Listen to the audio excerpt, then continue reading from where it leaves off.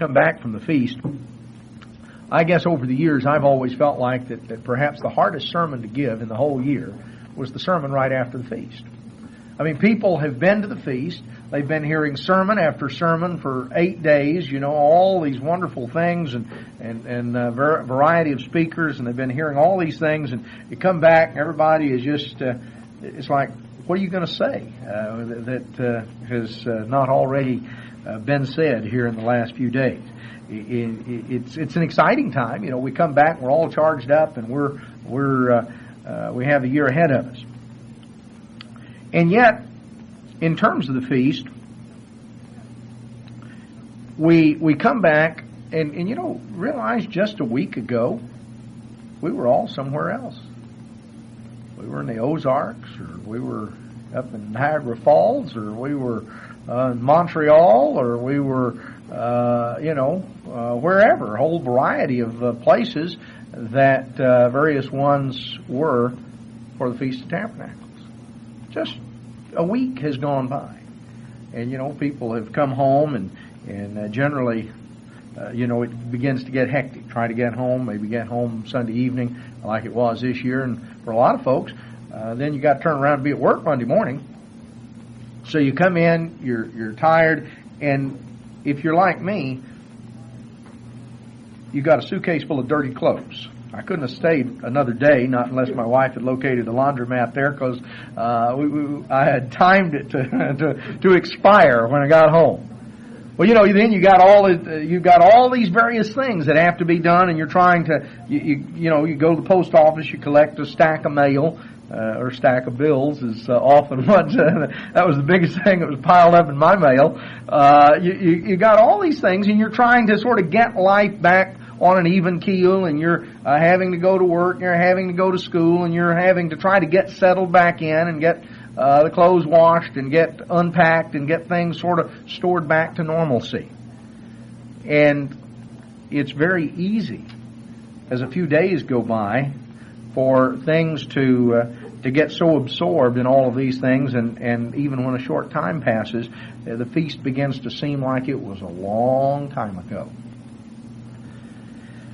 There is a particular book in the Bible that goes through a number of festivals and emphasizes certain things that occurred. And there are some important lessons that we can learn. There are books in the Old Testament that are that summarize much of the history of the people of God. 1st and 2nd Samuel, 1st and 2nd Kings, 1st and 2nd Chronicles. Now, 1st and 2nd Samuel, 1st and 2nd Kings make a consecutive story. You pick it up, the beginning of 1st Samuel, you're in the latter time of the judges, and you pick it up with the birth of Samuel, who was the last of the judges, and you come on down through Samuel's life, and then the establishment of the kingship with Saul and David, and then King Solomon, and you come on down through the division of the kingdom in Israel and Judah, and Israel going into captivity, and finally Judah going into captivity. And this ends up the book of 2nd Kings. So you got this stretch, this consecutive story from the beginning of 1 Samuel to the end of 2 Kings. 1st and 2nd Chronicles are different. They overlap much of that same material, but it is written in a totally different way. The first few chapters of 1 Chronicles begin with the genealogy, starting back with Adam, sort of track it on down and come on to David's kingship.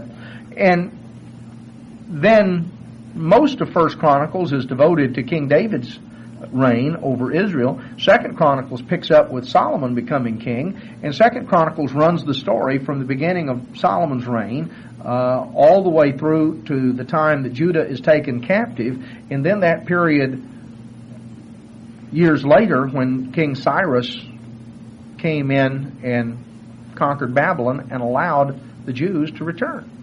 And 2 Chronicles ends with King Cyrus's decree allowing the Jews to return.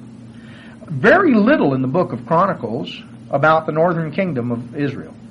Very little about King Saul, just very brief mention of King Saul. Very only peripheral mention of some of the kings of northern Israel. Very little mention about Samaria or northern Israel.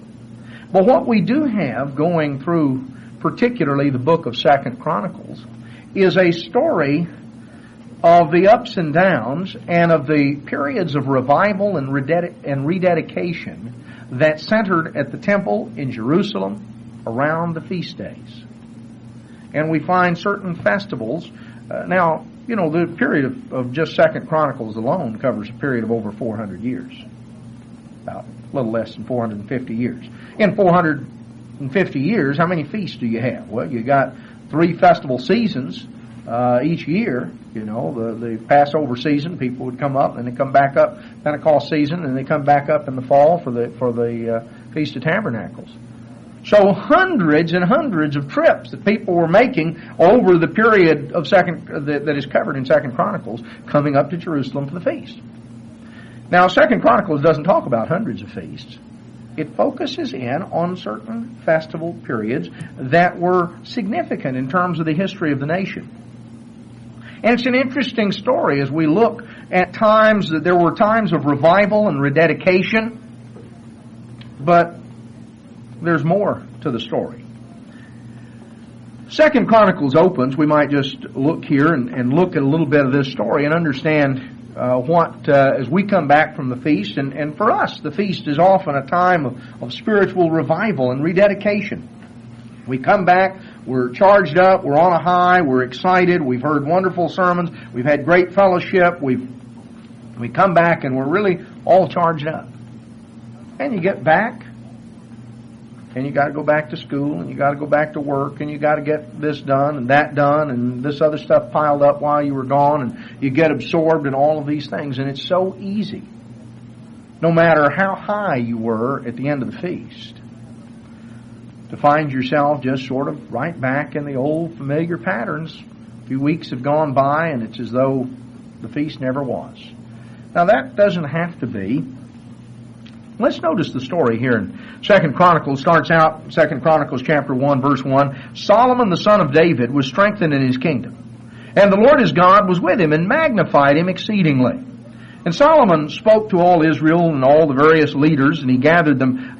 Verse 3, they went to the high place which was at Gibeon, for there was the tabernacle of the congregation of God, which Moses, the servant of the Lord, had made in the wilderness. But the ark of God, David had brought up from Kirjath-jearim to the place that he had prepared for it. He had pitched a tent for it at Jerusalem. You realize, when Moses had the tabernacle built and the ark constructed after he'd come back down the mountain, you realize that, of course, the ark dwelt there in the Holy of Holies, there in the tabernacle, for a period of several centuries, about 300 years or so. Do you realize that now quite a number of years had passed since the ark was in the tabernacle? The ark, as you study the story back in 1 Samuel, and you find out that Eli's sons, Phinehas and Hophni, had taken the ark out of the tabernacle and carried it out to battle when they went out against the Philistines captured it. And then when it was returned, it never went back into the tabernacle. They took it a little ways, and when the Philistines sent it back, and there was trouble because some of the people tried to open the ark, and they were going to peep in and see what was inside. And God struck thousands of them with a plague, and that solved that. Everybody all of a sudden decided to keep their hands off the ark. And then they weren't sure, what to do with it. They decided to just leave it where it was. And the ark was a couple of different places. King David was responsible for bringing it from Kirjath-jearim, where it had been for quite a while, bringing it up to Jerusalem. And he pitched a tent or a tabernacle there for it, but the tabernacle that Moses had built with all the other furniture was still at Gibeon. And for many years it had been at Shiloh, but after this big debacle with the Philistines and the death of Eli and Phinehas and Hophni and the capture of the ark, the tabernacle, we're not told exactly when, but shortly thereafter, the tabernacle was relocated away from Shiloh, and Shiloh just became an empty spot. It just became a desolate field, and there was really nothing there after then. And at this point, the tabernacle was at Gibeon, and Solomon, here at the beginning of his reign, went up to Gibeon to rededicate or to make vows to God, and God appeared to Solomon, we're told in chapter 1, verse 7, and made promises to him. And in chapter 2, verse 1, we're told that Solomon determined to build a house for the name of the Eternal, and a house for his kingdom. And so he began to, he sent to, verse 3, to Hiram, king of Tyre. And they entered into certain agreements in terms of getting wood and getting things. King David had made much of these provisions, and Solomon followed up. In chapter 3, verse 1, Solomon began to build the house of the Eternal at Jerusalem in Mount Moriah, where the Lord had appeared unto David his father, in the place that David had prepared in the threshing floor of Ornan the Jebusite. If you remember the story, God had sent a plague on Judah as a result, actually, of one of a sin of King David. And the death angel was literally passing through the land, and David was appealing to God to intervene and to have mercy.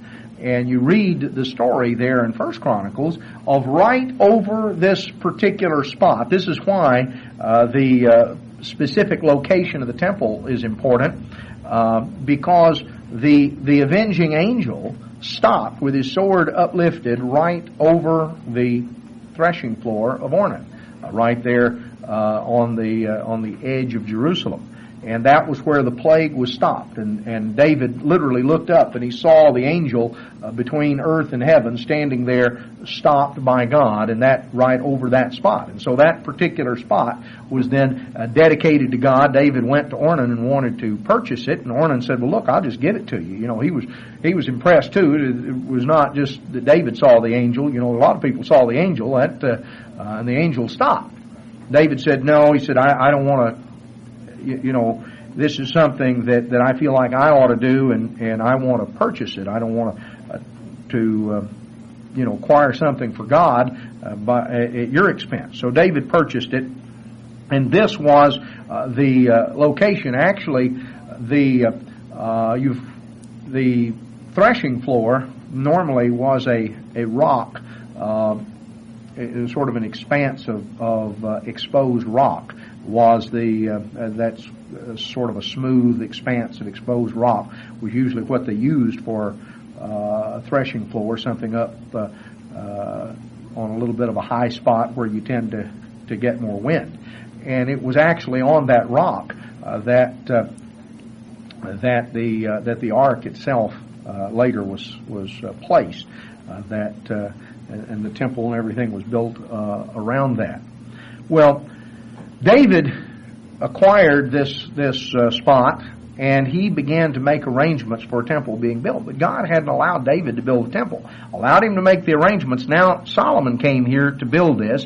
In chapter 3, verse 2, he began to build in the 2nd day of the 2nd month in the 4th year of his reign. That, in other words, just a little over 2 weeks after the Passover is when they broke ground, when to lay the foundation. And it goes through and it begins to describe in chapter 3 and chapter 4 details of the construction. And in chapter 5, verse 1, all the work that Solomon made for the house of the Lord was finished, and Solomon brought in all the things that David his father had dedicated, and all the treasures. And Solomon, verse 2, assembled the elders, and they now brought the ark of the covenant of the Lord out of the city of David, which is Zion. The Ark of the Covenant had been there at right near the palace in the area of the old Jebusite citadel known as the city of David. Now it was moved a short distance from that location over into the new temple. And notice when this was. Wherefore all the men of Israel assembled themselves, this is verse 3 of chapter 5, assembled themselves unto the king in the feast which was in the 7th month. So it was the time of the fall festival.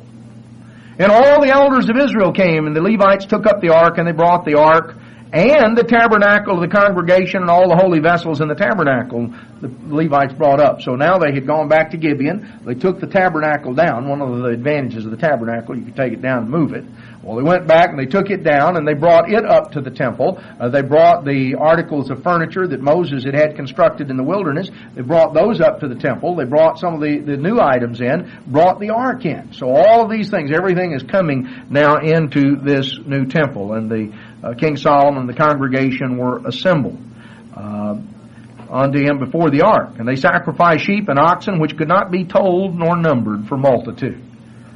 Just hundreds and hundreds of thousands of people there, probably even, in the environs of Jerusalem, maybe even 1 million or more of people who were all gathered together. Everybody that could get there was there. And, of course, when you start gathering that many people together, well, you can imagine the volume of sheep and oxen that are being slaughtered for this festive occasion. And it describes, this is all brought in. And notice, they lined up here in verse 12, all the singers, the Levitical singers and orchestra and all the musical instruments and everything, all the things were going on. And they had this tremendous concert, as it were, to dedicate the house of God. And it describes that, the trumpeters and the singers and all of the things that were there, the instruments of music. And notice the end of verse 13. They were praising God, saying He's good, His mercy endures forever. Then the house was filled with a cloud, even the house of the Eternal, so that the priest could not stand to minister by reason of the cloud. For the glory of the Lord had filled the house of God. And Solomon now begins to pray in chapter 6, and you have Solomon's prayer of dedication. In chapter 7, verse 1, Solomon, when he had made an end of praying, the fire came down from heaven and consumed the burnt offerings and sacrifices, and the glory of the Lord filled the house, and the priest couldn't enter into the house of the Lord, because the glory of the Lord had filled the Lord's house. When all the children of Israel saw how the fire came down and the glory of the Lord was upon the house, they bowed themselves with their face to the ground upon the pavement.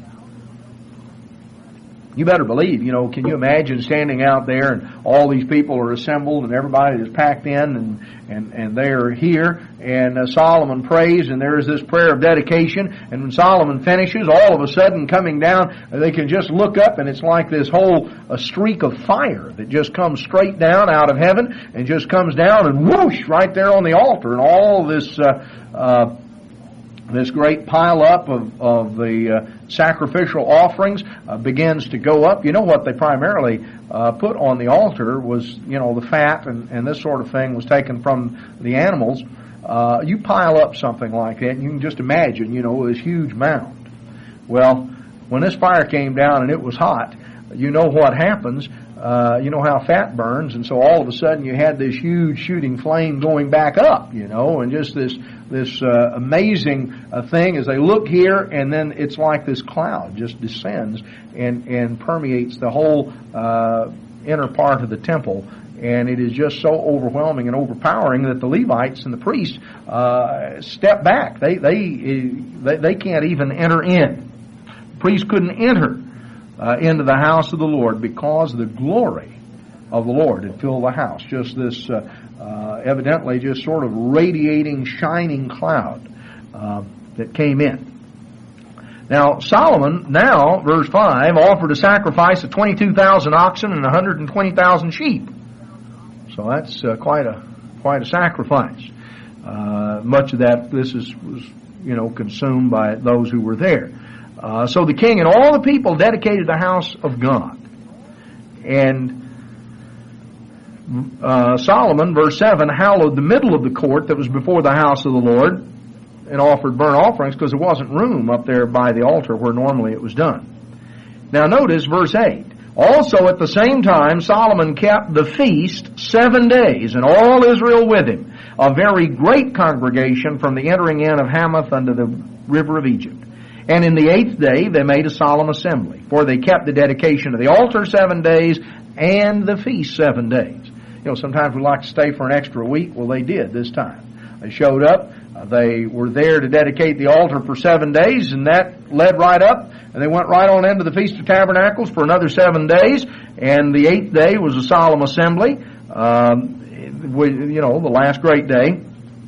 And then verse 10, the 23rd day of the 7th month, he sent the people away into their tents, glad and merry in heart, for the goodness that the Lord had showed to David, to Solomon, and to Israel. The feast always begins on the 15th day of the 7th month. It's kept for 7 days, and the 8th day is the day of solemn assembly, the last great day. That, of course, if you figured on the calendar, 15th is the beginning of the feast, and the last great day always comes on the 22nd of the 7th month. So the next day, the 23rd, you see, the day after the last great day, Solomon dismissed them and sent them away, sent everybody home. And they went home glad and merry in heart. You talk about a time of the nation rededicating itself to God, a time of excitement, a time of a spiritual high, tremendous miracles.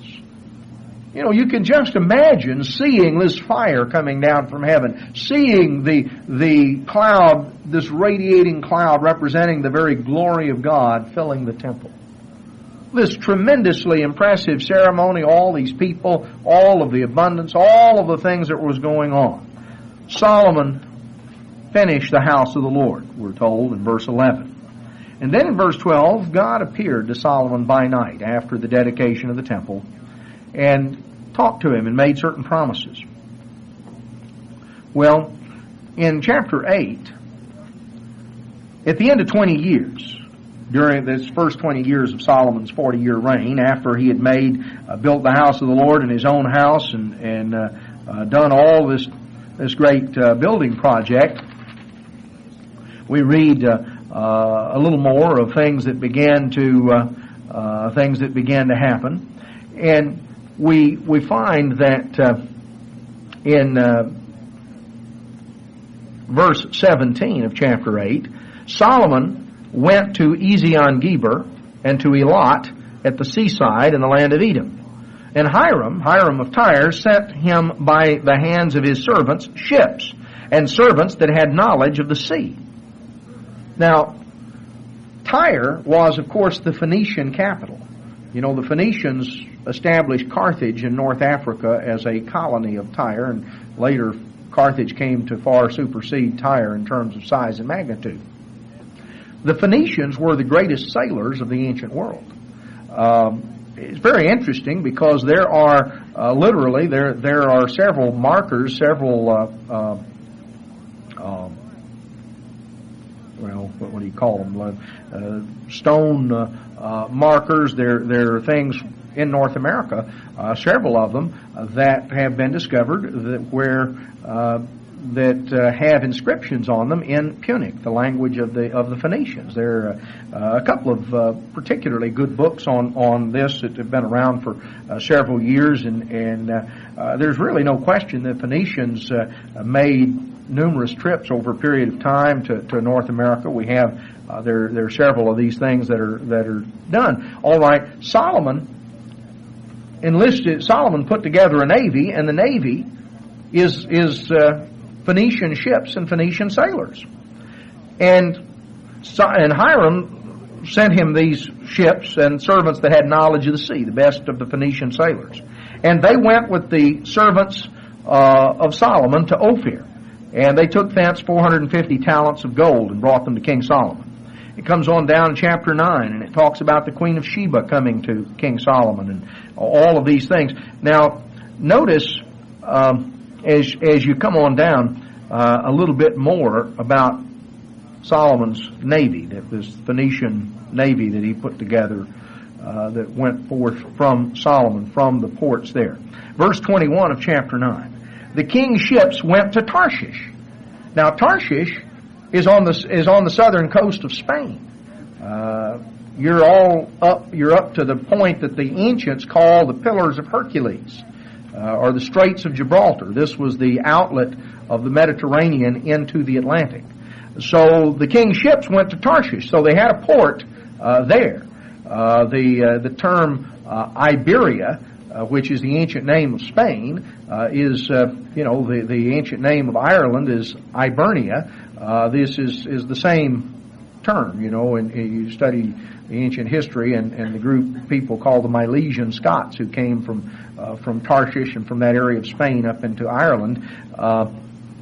Solomon set up a colony there at Tarshish. This was a port. The king's ships went to Tarshish with the servants of Hiram.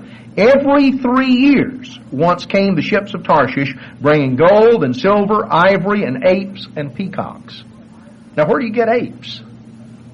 Well, you got to go way down into Africa to get apes. They had to go way down along the coast of Africa. Now, where did they get peacocks? Well, you get those back in India and Persia and that area. Well, now, as you look here, verse 22, Solomon passed all the kings of the earth in riches and wisdom. Now, he started out, he set up this port in Tarshish, over there by the Straits of Gibraltar, or the Pillars of Hercules, as they were anciently called. And they started out going west. Now, it's interesting, it mentions that these ships came back every 3 years. You know, if you remember your history, the first modern European to circumnavigate the earth was Magellan. How long did it take him to go around the earth in a sailing ship? 3 years. Now, you know, these ships that Solomon was sending out were coming back, and if you check your geography, Eilat is still a major port for Israel. That was Solomon's port in Israel. Eilat is not on the Mediterranean; it's down on the Red Sea. Now, if you start out at the Straits of Gibraltar and you end up at the bottom of the Red Sea, coming up on the other end, that means you had to, at the very minimum, you had to go all the way around Africa to do it. You started out, you went west and came back around east. It took them 3 years. Solomon had worldwide impact. It says, all the kings of the earth sought the presence of Solomon to hear his wisdom that God had put in his heart. He passed all the kings of the earth in riches and wisdom. You know, it talks about all this gold of Ophir, and there's a lot of speculation about where Ophir was. Some entomologists connect Ophir with the area of Peru. You know, that was the center of where a lot of the gold and the silver that came to Spain back in the 16th century came from. May very well have been. Solomon's ships were making this huge circuit. They were bringing back apes. They were bringing back peacocks. They were bringing back things from all over, from Africa, from India. This was all launched right here at the Feast of Tabernacles. You know, it was like a foretaste of the world to come. This was, you know, this impressive Feast of Tabernacles. The very glory of God was manifested. And it launched something that was of tremendous magnitude. The wealth, the scope of things, just absolutely incredible. Absolutely incredible. And yet, you know, as you go on through the rest of the story, we find a few years later what happened. King Solomon loved many strange women. He didn't just bring back apes and peacocks from around the world. He loved many strange women. In fact, you wind up, he had 700 wives and 300 concubines. And we're told that these Solomon's wives, in his old age, his heart wasn't perfect toward God. His wives turned away his heart, and he began to allow idol temples and idolatrous shrines and altars to be set up right in Jerusalem. Now, here is a tremendous event. You read of this Feast of Tabernacles that inaugurated the very glory of the reign of Solomon. Solomon's name means peace. It was a type of the world to come. You know, there are two places in the Bible that describes a time when every man will sat under his own vine and his own fig tree, and none will make him afraid. Once that phrase is used in the prophets to refer to the world to come, tomorrow's world. And it's also used back in Kings to refer to the reign of King Solomon. That in Israel in those days, every man sat under his own vine, his own fig tree. None did make him afraid. So Solomon's reign was a type of the world tomorrow. It was inaugurated here at this glorious Feast of Tabernacles, this temple where God's direct intervention to consume the sacrifices, to fill the house with glory, all of the excitement, people came away on a high. And the prosperity and the greatness of the nation grew. Solomon, who was there, he saw all of those things. God appeared directly to Solomon twice, once at Gibeon and once there after the dedication of the temple with promises. God came to him in a dream, and God talked to him. God dealt with Solomon in a special way. Solomon saw all of these things. He was there. He saw the glory of God manifested. And yet, as the years went by, Solomon drifted. That glorious Feast of Tabernacles, the most incredible of festivals, didn't solve the problem forever, did it? You know, the glory of that feast began to wear off in people's minds, and they got sidetracked with this and sidetracked with that. As you come on through the story here, Solomon died here in the end of chapter 9. In chapter 10, Rehoboam, his son, became king. And Rehoboam died as we come on down through the story after a reign of about 18 years. Actually 17 years as it is in chapter 12, verse 13. And his son Abijah became king.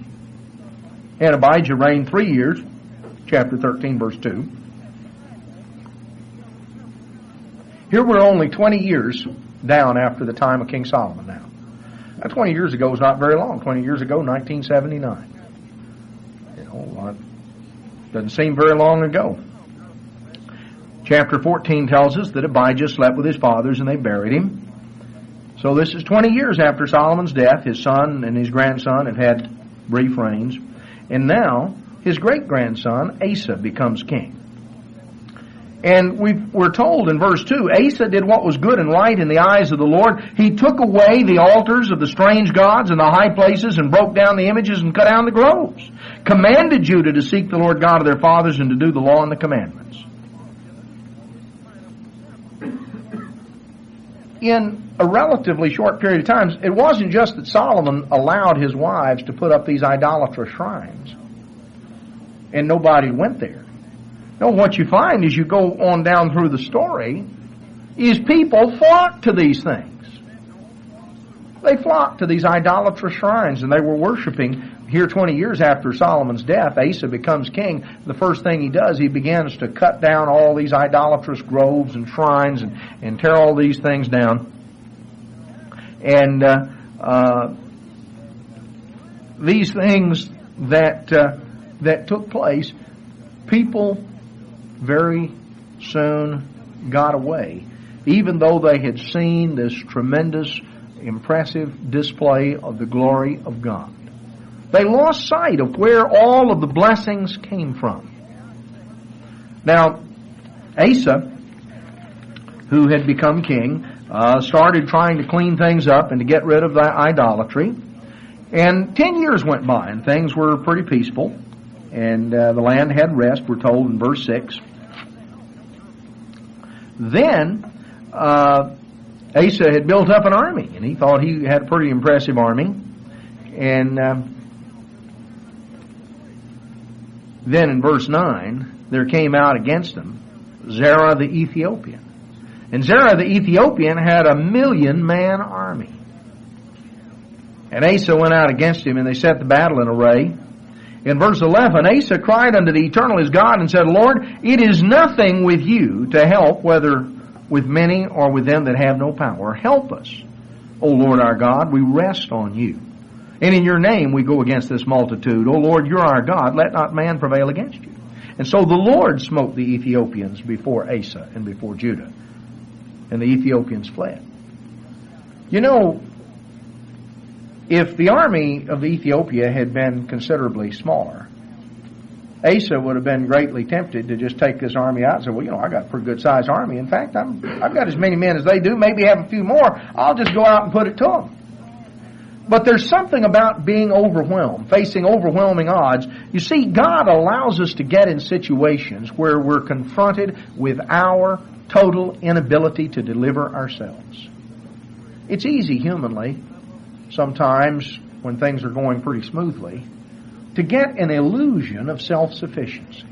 Well, you know, I've got this done. I can take care of that. God let Asa was going along. Asa was trying to do what was right, and he was coming along pretty well. And several years went by, and then this huge army came. God could have gotten rid of the army before then. He could have gotten them diverted, gotten them turned away, sort of put it into the mind of this Ethiopian monarch to go somewhere else. But God let Asa get in a situation where he was confronted with his utter helplessness.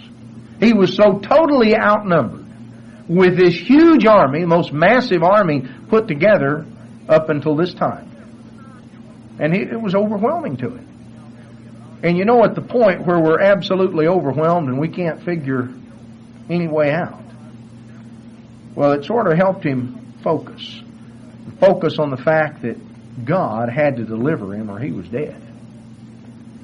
We're told back in Deuteronomy 8 that one of the reasons God led Israel in the wilderness to 40 years, he says to humble you and to prove you. And he talked about that during those 40 years, how he humbled them was he put them in a situation where he provided their food, he provided their water, their clothes didn't wear out, their shoes didn't wear out. God put them in the middle of one of the most desolate places on the face of the earth. And there was absolutely nothing they could do to provide for themselves. And then God provided for them. He humbled them. He put them in a situation where they were confronted with their total inability to provide for themselves. Somehow, if we do a little bit, we sort of take the credit. Somebody goes out and they plant a seed and plant, a bunch of seed and garden grows up and they say, look what I grew. Boy, I really provided for my family here. Boy, we got all this food. Now you take a little grain of corn. Now, that's an incredible thing. You take that grain of corn, you plant it, and a stalk comes up. This huge, great big stalk, and ears come out, and they're loaded with grains of corn, and all you put was one little grain of corn in the ground. There was life in that grain. There was something in there, and here, this great big plant and all this food is produced as a result of one little tiny grain that you put in the ground. Are you the one that made the grain grow? No. You put it in the ground, God's the one that made it grow. You see, even when we think we've done it, it's really God is the one who's made it possible. But somehow when we have a part in it, we get to thinking that we get to focusing on what we've done. So from time to time, God lets us get in a situation where we don't have any wiggle room. There's nothing we can do. We can't fix it. And it's in situations like that we begin to focus on the fact of how much we need God and how powerless we are. Because we never turn loose of something as long as we're convinced we can take care of it. But when we come to the point that we know that we're powerless, we accept our inability to fix it. At that point, then you can turn it over to God because there's really no other option. God let Asa get in a situation like that. He wanted him to confront it, and Asa cried out to God, and he begged God to please intervene, and he said, look, it doesn't matter how big the army is. I'm overwhelmed, but you're not. So God intervened, took care of the army. And God sent a prophet, a man by the name of Azariah, mentioned here in chapter 15, verse 1. And he told Asa that the Lord is with you while you be with him. This is on down in verse 2. If you seek him, he'll be found of you. If you forsake him, he'll forsake you. For a long season, Israel had been without the true God, without a teaching priest, without the law. Solomon had been dead 20 years, and going back prior to Solomon's death, Israel had been without the true God. But when they in their trouble did turn to the Lord their God and sought him, he was found of them. So Asa heard these words, verse 8, he took courage. He put away the abominable idols out of all the land of Judah and Israel, out of the cities he had taken from Mount Ephraim. He renewed the altar of the Lord that was before the porch of the Lord. So that had evidently fallen into disuse and disrepair. He gathered all Judah and Benjamin and the strangers with them out of Ephraim and Manasseh and out of Simeon, for they fell to him out of Israel in abundance when they saw that the Lord his God was with him. So they gathered themselves together at Jerusalem in the 3rd month, in the 15th year of the reign of Asa. The 3rd month is Pentecost. They came here at the time of Pentecost, and what did they do? Verse 12, they entered into a covenant to seek the Lord their God with all their heart and with all their soul. They renewed the covenant. That was the covenant they had made with God at Sinai on the first Pentecost. Now they assemble here at the time of Pentecost. They all come up to Jerusalem, and they enter into a covenant to seek God with all their heart. And so there was a period, this was the 15th year of Asa's reign, and things went smoothly for 20 years. No more war, verse 19, until the 35th year of his reign. Here was a time of encouragement. It was a festival celebration. They came, they rededicated themselves. It was a time of revival and rededication. And they acted on it, and they cleaned things up. They got away from idolatry. And years went by. Peaceful years, prosperous years. Things rocked on for about 20 years. Chapter 16, verse 1, the 36th year of the reign of Asa, Baasha, the king of Israel, came up against Judah. Now, Baasha was a little more, he was a little more of an even match than Zerah the Ethiopian. Baasha didn't overwhelm Asa in the same way, and so Asa decided, he had the solution for that. He had a lot of silver and gold. Things had built up, and he was going to send this bribe up to the king of Damascus, the king of Syria located in Damascus, and get him to attack Baasha. So he was going to enter into this alliance, and he was going to fix his problem. He was going to solve it. Well, as we come on down, God sent a prophet to Asa. God was not impressed with this. Verse 7. He told Asa, he said, because you've relied on the king of Syria and have not relied on the Lord your God, therefore is the host of the king of Syria escaped out of your hand. Weren't the Ethiopians and the Lubim a huge host with very many chariots and horsemen? Yet because you did rely on the eternal, he delivered them into your hand. The eyes of the Lord run to and fro throughout the whole earth to show himself strong in the behalf of them whose heart is perfect toward him. You have done foolishly. From now on, you're going to have wars. You see, Asa now didn't feel overwhelmed. He thought he could handle this thing with Baasha. And so he takes money and takes treasure, some of which had even piled up in the temple, sends it up here, gets involved in this alliance, and he's going to maneuver and fix things. And God sends a prophet, and he said, you've done foolishly. Way back when, you went to God, and you besought God to intervene, and God intervened and delivered you. Now, you've tangled yourself up in a mess, and you're going to have nothing but strife and war. You can't, if you do things this way, you're going to have difficulties. Now, verse 10, Asa was wroth with the seer and put him in the prison house. Asa was mad. You see, these years of peace and prosperity, Asa was a proud man. He was proud of what, quote, he had accomplished. He wasn't going to let anybody talk to him like that. Made him mad to be corrected. And, of course, he threw the prophet in jail, and then Asa got sick. He wasn't going to let the prophet out of jail and ask him to come pray for him. Oh, no. So, Asa died. Asa was a hard-headed fella. And pride can really blind a person. Pride can blind a person to being able to really see things in proper perspective. Asa's pride had gotten in the way. Now here was a tremendous miracle. This overwhelming army had been dispersed. This great festival of Pentecost, great time of rededication to God. People came away and they were all charged up and they went out and they smashed idols and they got rid of everything they could find. And things went on along. There was a time of peace, a time of prosperity.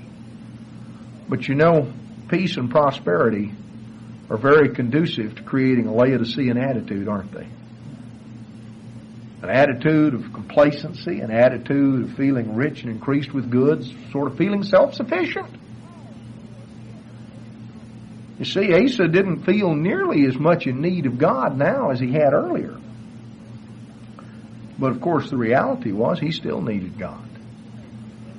You see, this time of revival, this time of rededication, it lasted for a while, but it trailed off, and here were some of the very ones who were involved in it that got off the track. Well, the nation continued to deteriorate. Asa died, and his son Jehoshaphat became king.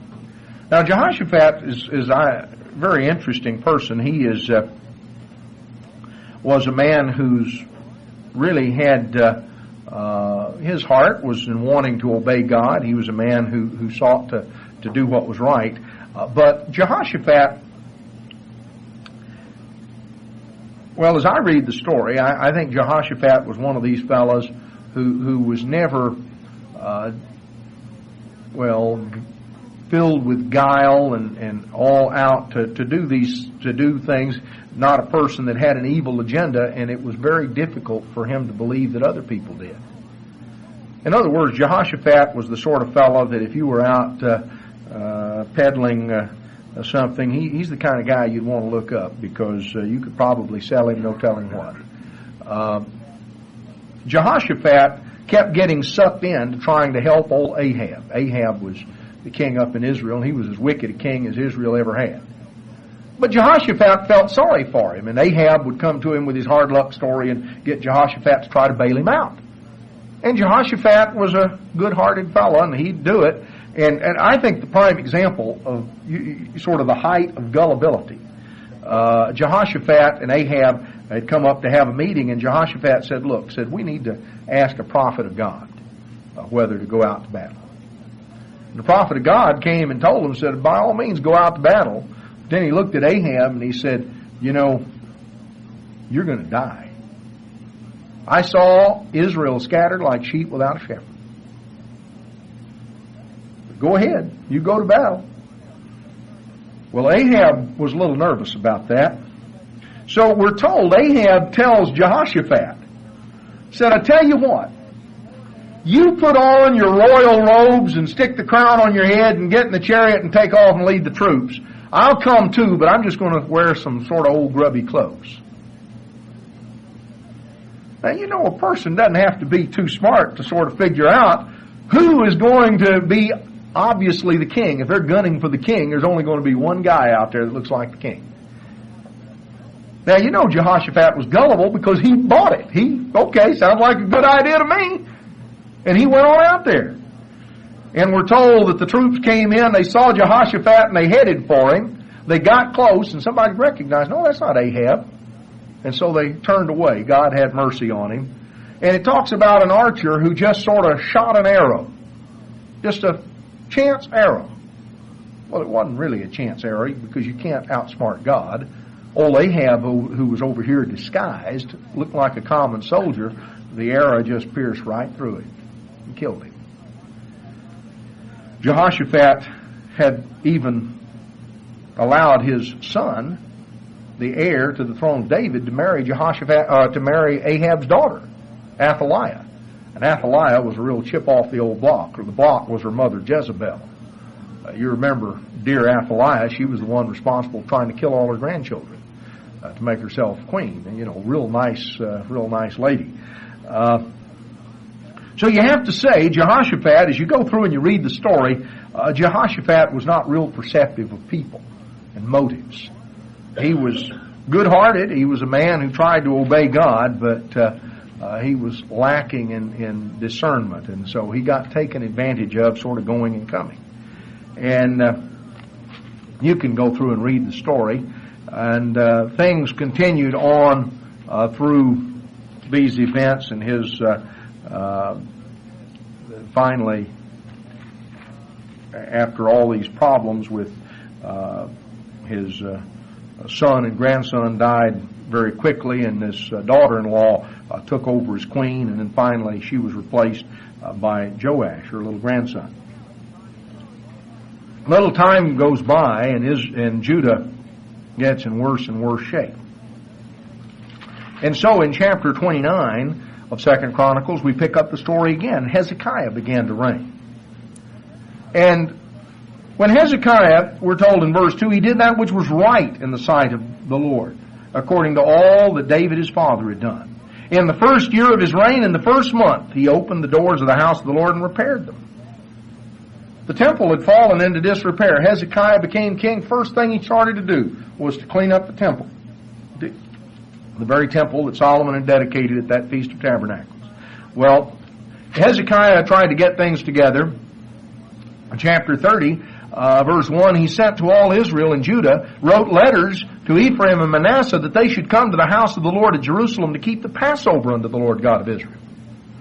Now, the time period of when Hezekiah came to the throne was a time when Israel was already had been subjugated by the Assyrians.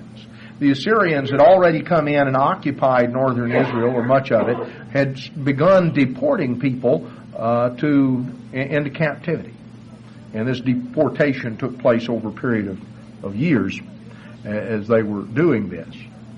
Hezekiah came to the throne just about this time when, right at just after the beginning of the captivity, and he sent letters out to all the remnants of Israel that had not gone into captivity and invited them to come keep the Passover. And as you come on down, the king had taken counsel, and they had to keep the Passover in the second month. You know, God made provision back in the book of Numbers through Moses for a second Passover. This is the only occasion where the whole nation kept it at the second Passover. But when Hezekiah took over as king, the temple was a mess. It was polluted. It was a wreck. And they started in as quickly as they could, but they couldn't get it all fixed in 2 weeks, which was all he had. He started at the beginning of the first month, first year of his reign. Well, Passover comes in the middle of the month, you see. So it was the second month before they had things ready. So he talked with took counsel, evidently talked to the priests and perhaps the prophet Isaiah, who was God's servant at that time. And they said, well, this would be an appropriate time for the whole nation to keep the second Passover. So the king sent out this decree. And noticed, verse 6, posts went with the letters from the king and his princes throughout all Israel and Judah, according to the commandment of the king, saying, you children of Israel, turn again unto the Lord God of Abraham, Isaac, and Israel. And he will return to the remnant of you that are escaped out of the hand of the kings of Assyria. Don't be like your fathers and your brethren, which trespassed against the Lord. Coming on down, verse 9, if you turn again unto the Lord, your brethren and your children shall find compassion before them that lead them captive, so that they shall come again into this land, for the Lord your God is gracious and merciful, and he won't turn away his face from you if you return to him. And the post passed from city to city throughout the country of Ephraim and Manasseh, even to Zebulun, but they laughed them to scorn and mocked them. There were a few different ones from Asher and Manasseh and Zebulun that humbled themselves and came to Jerusalem. And so these people, verse 13, assembled at Jerusalem much people to keep the Feast of Unleavened Bread in the second month, a very great congregation.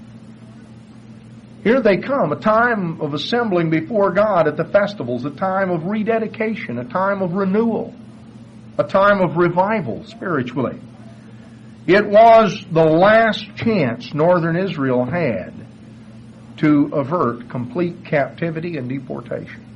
And what we find, of course, is that most people just laugh to scorn God's warning through Hezekiah. But there were a few individuals that came up, and they isolated people here and there that came up there to Jerusalem to keep the feast. You know, that's when you read back in the book of Luke about this elderly lady, Anna, who was very elderly, had dwelt there in the temple for many years, and you're told that she was the daughter of Phanuel of the tribe of Asher. Well, how did you have somebody in the tribe of Asher that showed up? Well, evidently, we find there were a few from Asher that showed up that responded to Hezekiah's warning. So she was evidently a descendant of one of those. You see, there were individuals who responded who were protected. Here was a great time of revival. And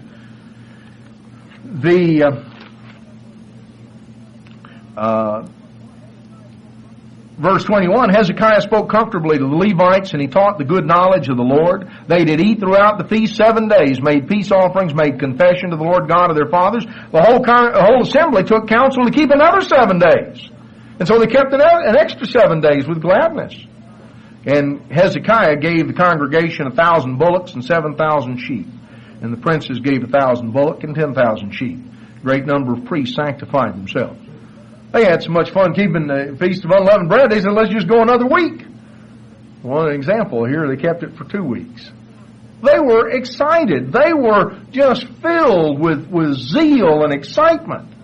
In fact, verse 25, all the congregation of Judah with the priests and the Levites and all the congregation that came out of Israel and the strangers that came out of the land of Israel that dwelt in Judah rejoiced. There was great joy in Jerusalem, for since the time of Solomon, the son of David, king of Israel, there was not the like in Jerusalem. And the priests and the Levites arose and blessed the people. Their voice was heard. Their prayer came up to his holy dwelling place, even to heaven. When it was all finished, all Israel that were present went out to the cities of Judah, and they broke the images in pieces, cut down the groves, threw down the high places, and the altars out of all Judah and Benjamin, and Ephraim also and Manasseh, until they had utterly destroyed them all. And they all returned, every man to his possession. Hezekiah appointed the courses of the priests and the Levites, and you go on as to the things that happened. And at verse 7, the 3rd month, they began to lay the foundation of the heaps, finished them in the 7th month. So they came back for Pentecost, and then again for the Feast of Tabernacles. Pentecost is in the 3rd month, and Tabernacles comes in the 7th month. A time of revival, a time of restoration. People left and they were zealous. They went out and they destroyed everything they could find that smacked of idolatry. And yet, of course, God then went on and performed a great miracle. You can read the story of how the Assyrian army that came on down through northern Israel came on up, encamped around Jerusalem, and Hezekiah besought God, and God intervened and destroyed the whole Assyrian army. And yet, Hezekiah died. His son Manasseh took over, and idolatrous shrines were rebuilt, and all sorts of horrible things began to happen, and you know people went along with it. After all these miracles and all these things. And Manasseh's son reigned for a short time, 2 years, and then his little 8-year-old grandson, Josiah, became king. And Josiah, as soon as he began to get on up into his teenage years to where he assumed certain responsibility, had a zeal for the truth. And you read of how the temple began to be repaired, and they discovered again the book of the law. That's here in chapter 34, verse 14 and 15 and 16. And the king gathered together the people. Verse 30. The king, Josiah, went up into the house of the Lord, and all the men of Judah and the inhabitants of Jerusalem, the priests and the Levites, and they all came, and he read in their ears all the words of the book of the covenant, which was found in the house of the Lord. He stood in his place and made a covenant before God to walk after the Lord, to keep his commandments, his testimonies, his statutes with all his heart and all his soul. And everybody there said, oh yes, we're going to do the same thing. Verse 33, Josiah took away the abominations, got rid of all the things that were idolatrous. Chapter 35, verse 1, Josiah kept a Passover to the Lord in Jerusalem. They kept this great Passover feast of rededication, of revival. And it describes this tremendous festival and what occurred. And we're told in verse 17, the children of Israel that were present kept the Passover at that time, the Feast of Unleavened Bread 7 days, and there was no Passover like to that kept in Israel from the days of Samuel the prophet. Neither did all the kings of Israel keep such a Passover as Josiah kept. A tremendous time of revival and rededication. This was in the 18th year of his reign. And yet, within a short time, a few years, Josiah was dead. His sons took over, and in a relatively short period of time, less than 25 years from the time of this great Passover. King Nebuchadnezzar had invaded the land and was beginning to take Judah into captivity. The people had gotten off the track. They were there, they participated in this great time of revival and restoration, and yet it didn't last. Over and over and over again, we see that. We've come through an inspiring Feast of Tabernacles. And you come out of something like this and you say, boy, this is going to be great, this is wonderful. Well, the real question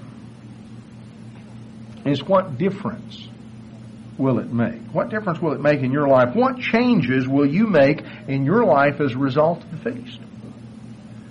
Because the natural, normal thing is to fall back into all the old patterns. Oh, we come out and we're all charged up, we're going to do this, and we're just on a high. But the natural, normal thing is to fall back into old patterns. And the only reason we don't fall back into those old patterns is that we evaluate what patterns are present in our lives and what changes you need to make. The most fundamental area of our lives gets back to our relationship with God. Prayer, Bible study, fasting. If we want permanent changes in our life as a result of this revival, this renewal of the feast, then we have to start out by evaluating the patterns in our life. Patterns of prayer, patterns of Bible study, patterns of fasting. Are we renewing the inward man day by day? First thing you have to do is step back and look at something, evaluate it, see it, and then make plans as to what you're going to do about it. When we evaluate the patterns of prayer and Bible study in our lives, and we begin to look at it, to set a goal and say, well, I'm going to do better this year. That's an easy goal to set. Everybody says, well, I want to do better. That's great. But that's an unmeasurable goal. You can't. What do you mean I'm going to do better? The only thing, a goal in order to be meaningful has to be realistic, and it also has to be measurable. It's got to be some way of evaluating as to whether or not you're making progress in that way. And it involves an evaluation of the patterns of our whole life, because person is staying up till all hours of the night or the wee hours of the morning, and they're not going to be able to consistently get up early enough to pray and study in order to go and be at work. You got to start that pattern the evening before. God begins the day at sunset, and really you set the pattern for the daylight hours by what you do the night before, because that's going to determine the way you're feeling and the shape you're in.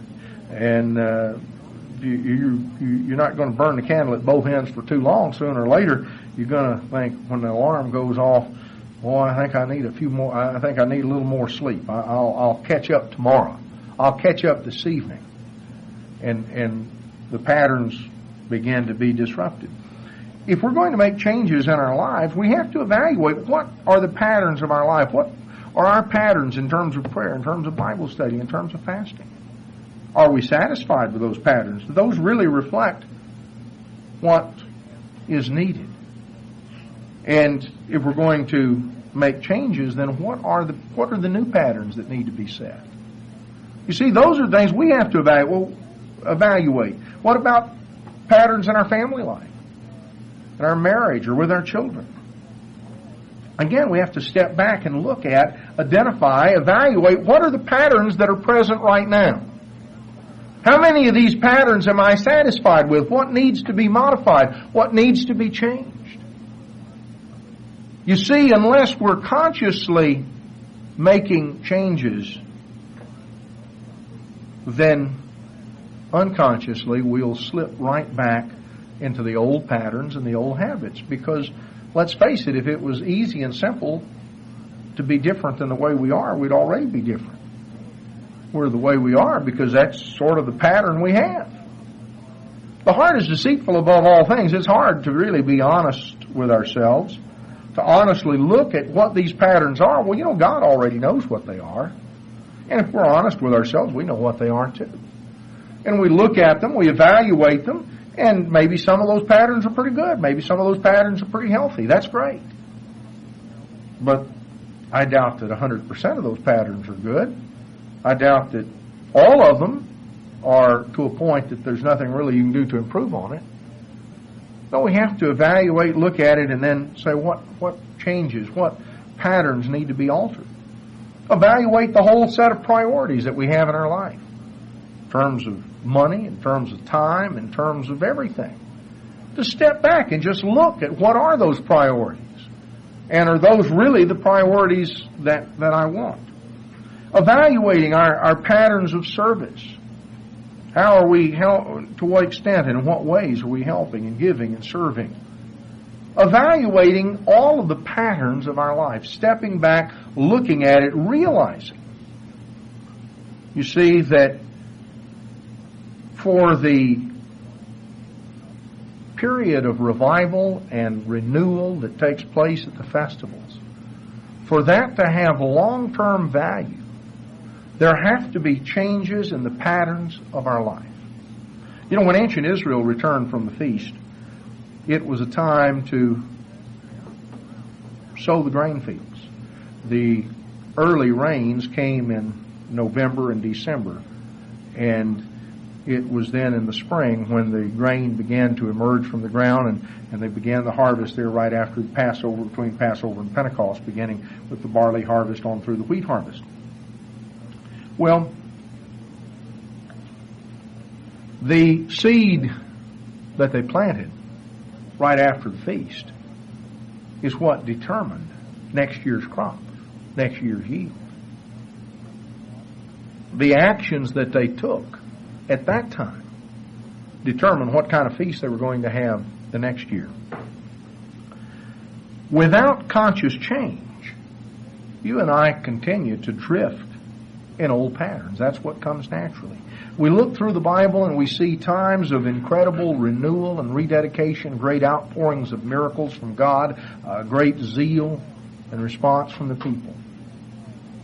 But we see that when the emotions of the moment wore off, things slid along and nothing permanent was achieved. Over and over and over, there were these needs for revival and renewal. The only way something permanent is going to be achieved in our lives is to the extent that we really evaluate and examine the patterns of our lives and go to God for the help to implement new and healthy patterns. We need times of reevaluation.